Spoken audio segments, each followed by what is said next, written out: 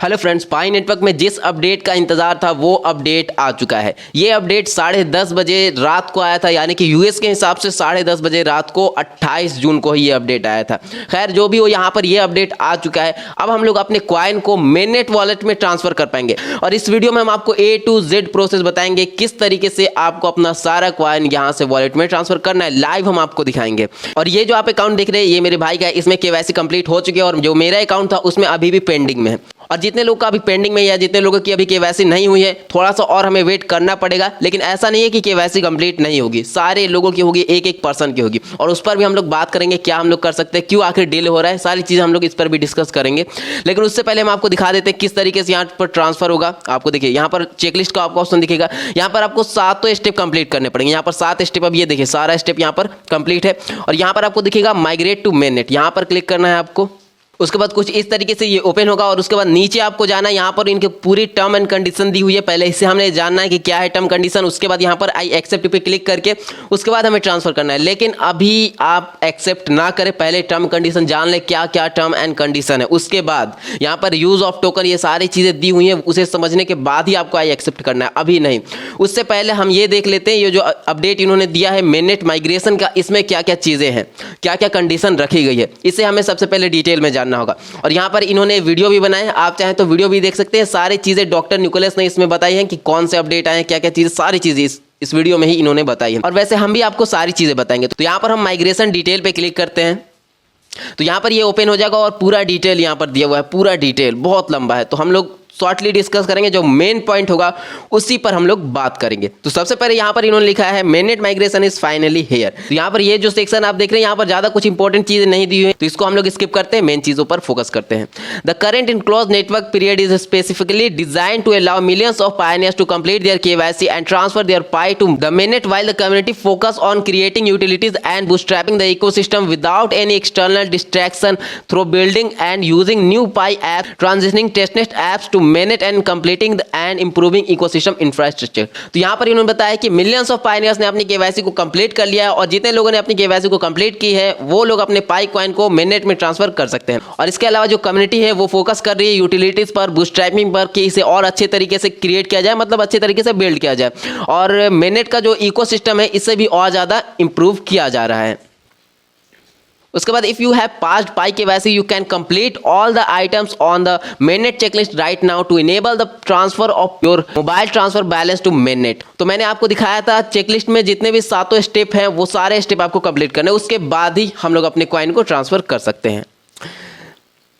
Please tap mainnet checklist on the home screen to complete your pre migration requirement. Once you finish step 1 to 6 of your mainnet checklist, सबसे पहले 1 से 6 तक जो step है वो complete करने हैं, यानी कि KYC तक आपको सबसे पहले स्टेप कंप्लीट करने हैं। उसके बाद a new step 7 will become available to you. उसके बाद आपको 7वां स्टेप दिख जाएगा जो कि होगा माइग्रेशन टू मेननेट, और वहीं से हमें अपना कॉइन ट्रांसफर करना है। और ये सारा प्रोसेस हम आपको लाइव करके भी बताएंगे। Completing this final step enables the mainnet transfer to be queued for migration. Pi network has made crypto currency accessible world wide allowing pioneers to mine pi on the phone with no freight cost. It is great success of the community to come to a moment where the mined pi balance is ready to migrate to mainnet। तो checklist में आपको 7 step दिखेंगे, वो 7 step आपको complete करने होंगे। उसके बाद आप एलिजिबल हो जाएंगे मेननेट में ट्रांसफर करने के लिए, जो भी आपका ट्रांसफरेबल बैलेंस हो गया।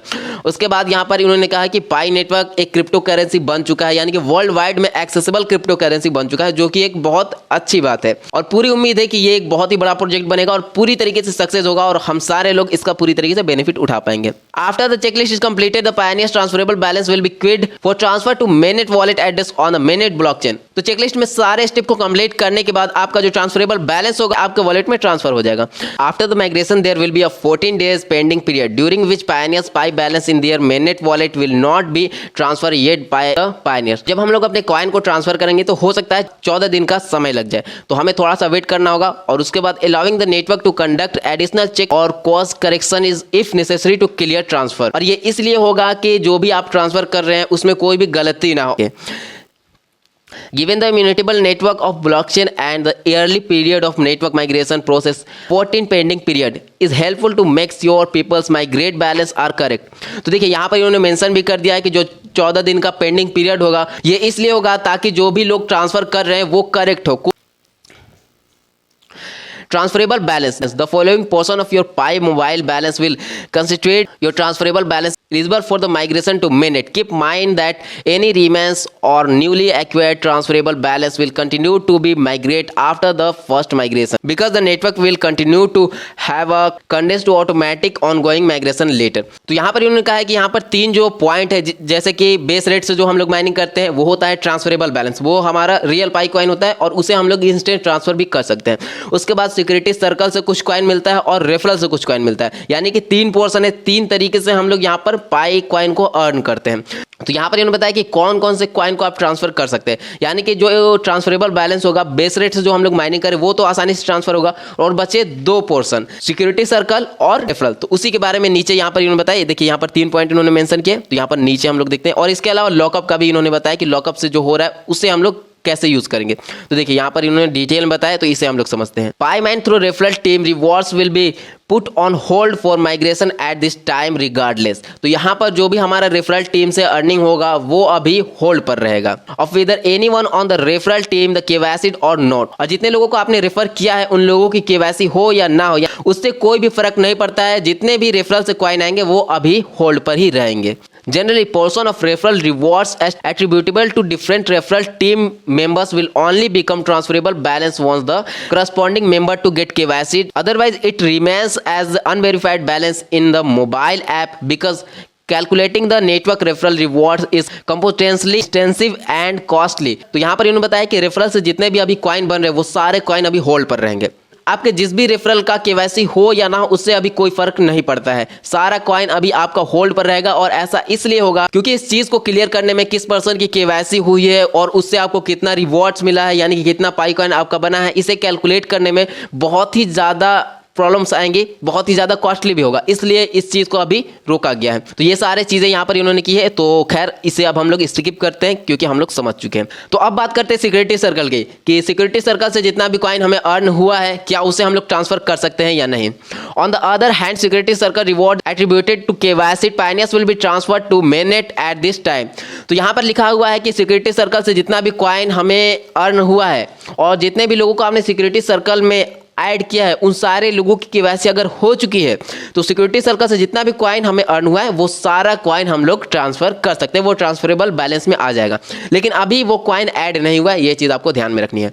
Keep in mind that transferable balance displayed on the mainnet screen in the pi app does not correctly include this security circle reward. देखिए यहाँ पर उन्होंने मेंशन भी किया है कि हुआ है जो भी सिक्योरिटी सर्कल से आपको कॉइन अर्न हुआ है वो अभी आपके mainnet बैलेंस में जो आपका डिस्प्ले पे बैलेंस शो होता है वो उसमें अभी ऐड नहीं हुआ है। Therefore, the amount of pi that migrate to mainnet is expected to be higher than the currently displayed transferable balance if any member of your security circle has passed KYC. तो security circle से जो coin earn हुआ है वो हमारे transferable balance में add हो जाएगा, ये अभी ऐड होगा, अभी हुआ नहीं है। Future UI will update the displayed number to account for portion of security circle reward that become transferable। तो यहाँ पर फ्यूचर में कुछ अपडेट आएगा UI में जिसमें जो डिस्प्लेड पर हमारा अमाउंट दिखाया जा रहा है उसी में सिक्योरिटी सर्कल का रिवॉर्ड ऐड हो जाएगा, जो कि ट्रांसफरेबल बैलेंस में भी आएगा और उसे आसानी से हम लोग ट्रांसफर कर लेंगे। Finally, the KYC fee of 1 pi will be deducted from your transferable balance, which will go to a validators pool for rewarding the pi community human validators workforce। तो यहाँ पर जब हम लोग KYC कंप्लीट कर रहे थे तो 1 पाई की हमें फीस देनी पड़ती थी। अब उस 1 पाई को ये लोग डिस्ट्रीब्यूट करेंगे जितने भी वैलिडेटर बने हैं।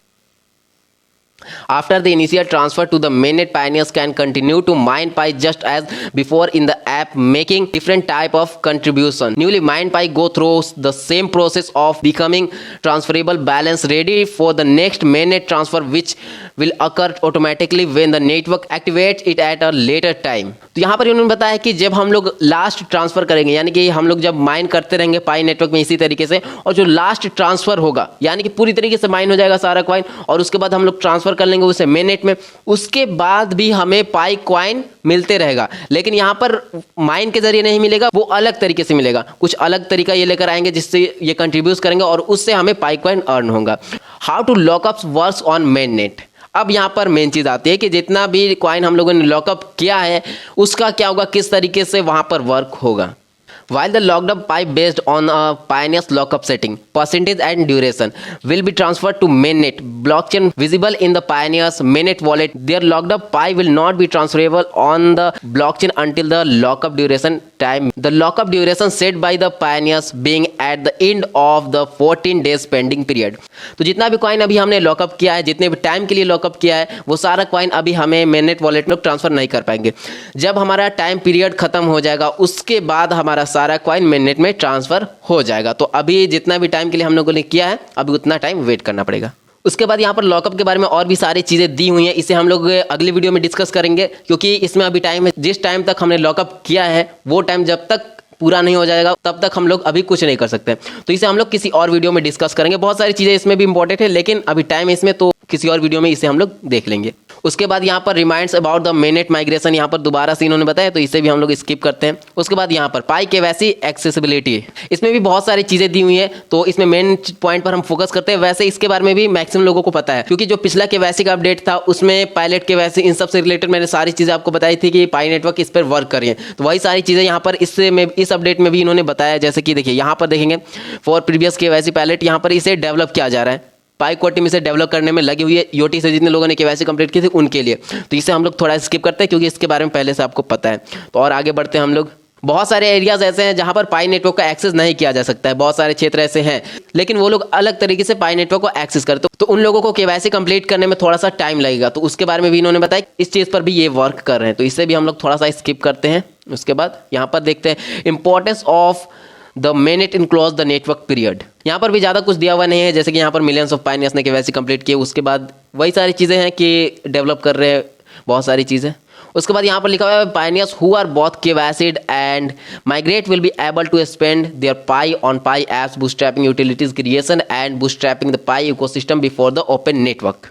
तो जितने लोगों ने केवाईसी कंप्लीट कर ली है तो वो लोग अपने कॉइन को माइग्रेट कर सकते हैं। उसके बाद ओपन नेटवर्क से पहले ये लोग पाई नेटवर्क की इकोसिस्टम में पाई कॉइन का भी यूज़ कर सकते हैं। चीज़ इन्होंने यहाँ पर बताया, तो इसे भी हम लोग थोड़ा सा स्किप करते हैं।